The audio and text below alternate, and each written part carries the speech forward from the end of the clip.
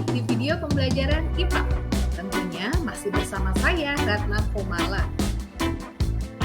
Nah, di video kali ini yang akan kita bahas yaitu mengenai gangguan pada sistem pernapasan manusia. Nah, materi ini ada di materi IPA kelas 8. Nah, coba kalian perhatikan video yang ada di hadapan kalian. Di situ ada seorang perempuan. Dia sedang berolahraga. Seseorang sedang berolahraga nampak segar, bukan? Itu karena sistem pernapasannya tidak terganggu. Jadi orang itu melakukan olahraga dengan santai dan ringan. Apa jadinya kalau orang tersebut mengalami gangguan sistem pernapasan? Tentunya tidak akan sama seperti gambar yang kalian lihat. Apa sih gangguan sistem pernapasan?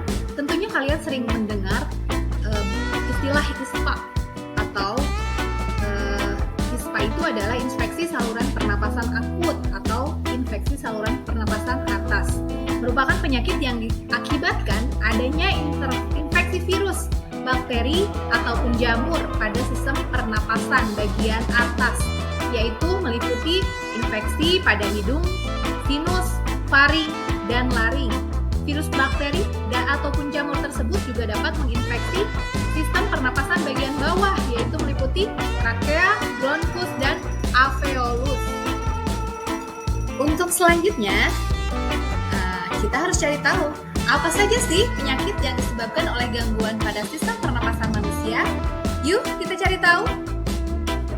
Yang pertama ada influenza. Nah, influenza itu merupakan penyakit yang disebabkan oleh infeksi influenza virus. Gejala umum influenza yaitu demam dengan suhu lebih dari 39 derajat Celcius, pilek, bersin-bersin, batuk, sakit kepala, sakit otot, dan rongga hidung tersumbat atau terasa gatal. Gambar di samping itu menunjukkan bentuk dari virus influenza. Yang kedua ada tonsilitis yang lebih dikenal dengan sebutan penyakit amandel ya kalau di kita. Secara normal, tonsil atau amandel akan menyaring virus dan bakteri yang akan masuk ke dalam tubuh bersamaan dengan makanan atau udara. Apabila daya tahan tubuh dalam kondisi lemah, virus dan bakteri akan menginfeksi tonsil sehingga dapat menyebabkan penyakit tonsilitis. Virus yang dapat menyebabkan tonsilitis yaitu adenovirus. Kemudian ada rhinovirus, ada lagi influenza virus dan coronavirus. Seperti apa yang sedang kita alami sekarang ya. Nah, di video ini kalian bisa lihat tonsilnya itu berwarna keputih-putihan atau ada garis-garis bercak-bercak putihnya. Nah, itu berarti orang tersebut mengalami gangguan tonsilitis atau amandel. Yang ketiga ada faringitis. Nah, faringitis itu ditunjukkan oleh video yang di bawah ya. Kemudian virus yang ditimbulkan yang menyebabkan faringitis itu yang ditunjukkan oleh video yang paling atas. Faringitis itu sendiri apa sih? Faringitis adalah infeksi pada faring oleh kuman penyakit seperti virus, bakteri, maupun jamur.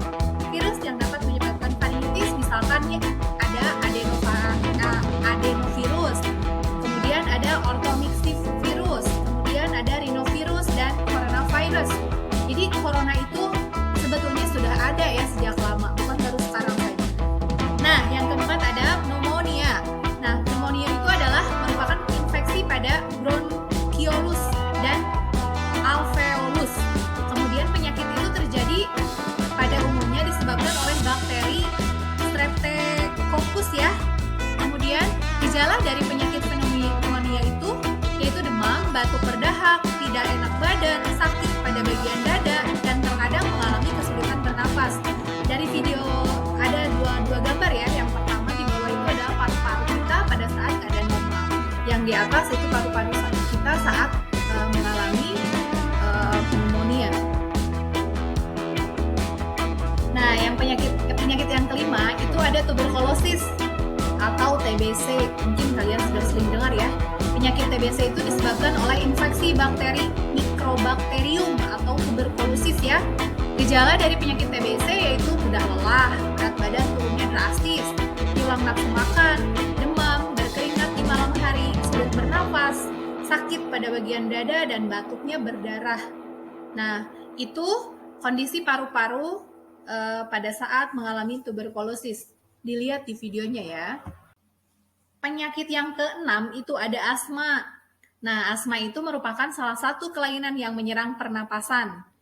Kebanyakan dari kita yang menderita asma itu dari genetik ya, tapi tidak semua yang asma itu genetik, ada juga ya bukan. Nah, yang terakhir, penyakit yang disebabkan oleh gangguan pada sistem pernapasan manusia itu adalah kanker paru-paru. Kanker paru-paru ini terjadi karena pertumbuhan sel-sel yang tidak terkendali pada jaringan dalam paru-paru. Sekitar 85% ya kasus kanker paru-paru itu disebabkan oleh merokok dalam jangka waktu yang lama. Sedangkan 10-15% kasus terjadi pada orang yang tidak pernah merokok. Kanker paru-paru pada orang yang tidak merokok dapat disebabkan karena kombinasi faktor keturunan dan faktor lingkungan. Misalkan kita menghirup atau debu, atau misalkan kita menjadi perokok pasif. Oke, sekian dulu pembelajaran kita untuk hari ini. Untuk video-video selanjutnya, silahkan kalian tonton terus di sini. Jangan lupa subscribe dan like ya. Salam sehat, tetap semangat. Di sini saya punya quote, jangan pernah bosan menuntut ilmu, niatkan dengan ikhlas, niscaya keberhasilan akan selalu kau raih. Terima kasih. Assalamualaikum warahmatullahi wabarakatuh.